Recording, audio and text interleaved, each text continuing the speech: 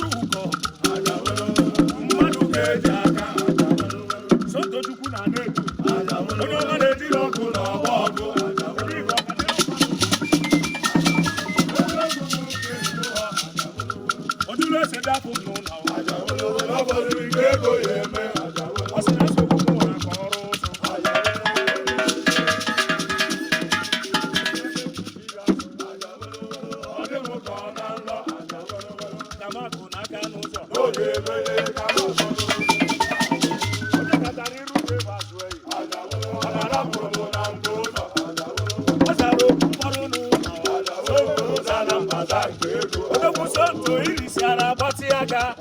Ọ̀kadà tó lòlò ní í ṣe é go.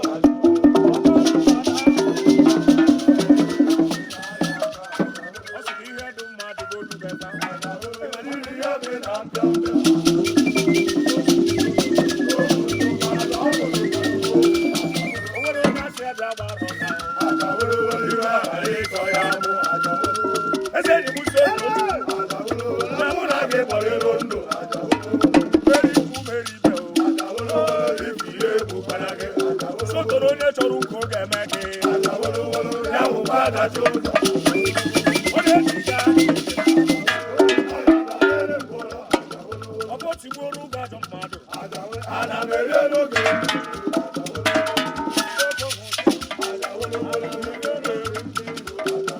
osisi fụrụ ụgwọ atụ nkwe onye onye jụrụ isi dị wee dị n'ọrịa n'ebido ereba nke alụrụ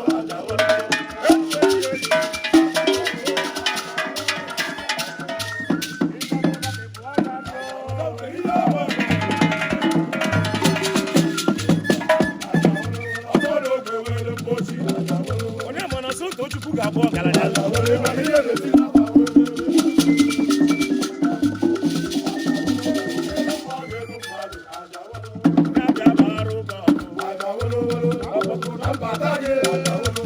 isi ga-aka ga-arụ onye si ụlọ ọbịa ya atọ ọka na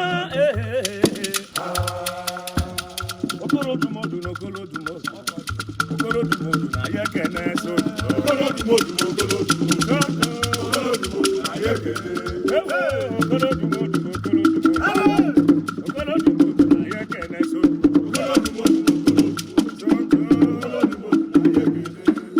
Sonto Chukwu nwa na ya ebidekwu Sonto Chukwu nwa na ama egwuregwu bịa n'ebe odogwu na na-edo na ya ekele Sonto ụwa na-achọ nta